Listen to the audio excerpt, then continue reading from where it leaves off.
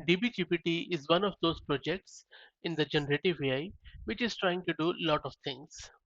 Its primary objective is to integrate your database applications with large language models. But you can use it for various purposes, like you can use it to talk with your own custom documents and in various formats. Previously, I did a video on installation of DBGPT and it received quite a lot of good response. That was done on Google Colab and local. But in this video, my objective is to show you how you can install it on any of the virtual machines in the cloud, whether it is AWS EC2 instance, Google Cloud Virtual AM, or even in the Azure Cloud VM. So let's get started. I already have my um, Amazon Linux instance installed, and let me take you there. This is my Amazon Linux instance running in AWS Cloud. Let me quickly show you my operating system version. It is Amazon Linux 2023. There you go. The first step in order to install this DBGPT is to make sure that you have Conda installed, because Conda enables you to have virtual environments with all the prerequisites installed. And in order to download Conda, we would need wget. So let's quickly check if we have wget installed. We do, which is great. Now let's quickly uh, get the Conda. You download the Conda from a URL. Let me paste it here quickly. This is in command to download Conda. Let's wait for it to finish. That's done. Now quickly check the checksum of this Conda. That is good. Now run it through bash and it is going to install it. Press enter, spacebar, spacebar, spacebar, and then type yes here, enter, and this is going to install Conda on your local Linux. Let's wait for it to finish. This takes around a minute. Conda installation is done. Now let's initialize it by typing yes here, and that is done. Okay, now after that is done, let's source the Conda in our shell. That's done.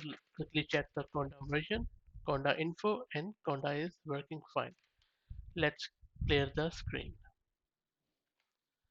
Now quickly let's create a Conda environment. First, let me go there. Before I create a Conda environment, first let me git clone the repository of dbgpt. And if you don't know how to obtain this URL, let me quickly show you. But before, we need to install git. So yum sudo yum install git, press enter, y, and that should install git. While this happens, let me quickly show you how you can um, go to the obtain that URL. So let me go there. So if you go to this repository, and I'll drop the link in video's description, scroll up on the screen button, click here, and this is the URL which I get cloned. Okay, let's go back to our so git is done. Now in the second step, let's quickly git clone again, and there you go. Now our git command works fine. Let's wait for it to finish. That is done. Let me clear the screen. And now let's create this conda create dash n dbgpt environment with Python 3.10. It is creating it. Just press Y here, and it is going to download all the packages which are needed.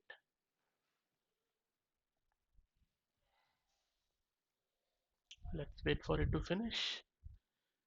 Okay, and now conda activate dbgpt environment, clear, go to ls-ltr, go to this dbgpt, clear the screen, and here we need to install all the prerequisite. And if you see at the start of this prompt in OS, we are in conda's dbgpt environment. Okay, sorry, let me. So in order to install all the prerequisites and requirement, just type this, and this is going to install all the default stuff here. And this takes around 2 to 3 minutes. So let's wait for it to finish. So this is installed now. Let me clear my screen. Just do ls-ltr. This is good. Let's see the hidden files. So there is a .env file. There should be, yeah, there it is. What we need to do, we need to make sure that we copy that template as .env file. Remove the space. There you go. Let me clear my screen. Another thing which we need to do is to install the git lfs. So just type yum in should be with sudo yum install git lfs. Let's run it. Press Y. And if you don't know what git lfs is, git lfs is simply an open source Git extension which is used to manage large files and binary files in a separate LFS store. LFS stands for large file storage. What it does, it keeps Git repositories at a manageable size. Okay, so that thing is done too, which is great. Let me clear my screen. So up till this point, the installation is done. In the next step, we need to set up our OpenAI because I'm going to use OpenAI model with this DB GPT. There are two types of model which you can use with DB GPT. First is proxy model, which means that any remotely hosted models like ChatGPT, or you can use the local models. We are going to use a proxy model or OpenAI's model. You can even use Quen, Chat, GLM, and Zin, but I'm not going to use those. And in order to use OpenAI, you need to install this OpenAI requirements. So let's wait for it to finish.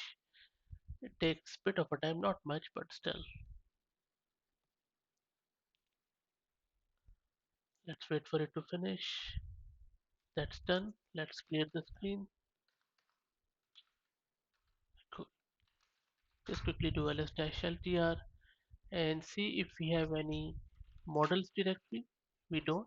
Let's create it because this is where we need to put our embeddings model and stuff. And if you're using local models, you'll be putting these models in this models directory. This is done, and now let's clone our embedding models. Embedding model is simply a model which converts your data to the numerical formats or vectors. That is why we are downloading this text to vector model. Let's wait for it to finish. Shouldn't take too long. So you can see that it is done now. Let's clear the screen.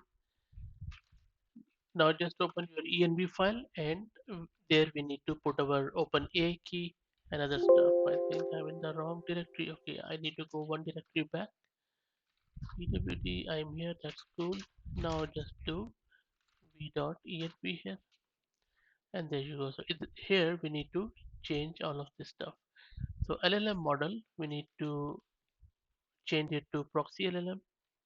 Press small I, delete this Vicuna because we are not going to use a local LLM. We are just going to use proxy, this one, chat GPT underscore proxy LLM, and then come down. That is good. Keep coming down, keep coming down.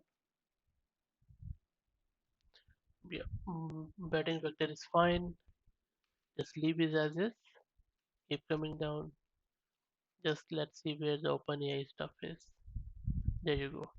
So this is where you need to remove all of it, small I, and then delete all of it, and there we need to put our OpenAI API key and leave this proxy server URL as is.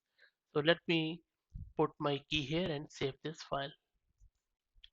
Okay, so I have saved the file now.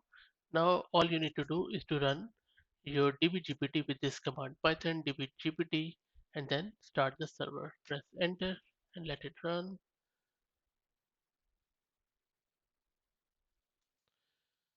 And when you access it in your browser, the interface would look like something this. Your chat GPT is at the top, and then you can start your chats with your Excel file or any other CSV file you want. This is pretty much it. If you have any questions or thought, please put them in the comments. And if you like the content, please consider subscribing to the channel. Thank you very much.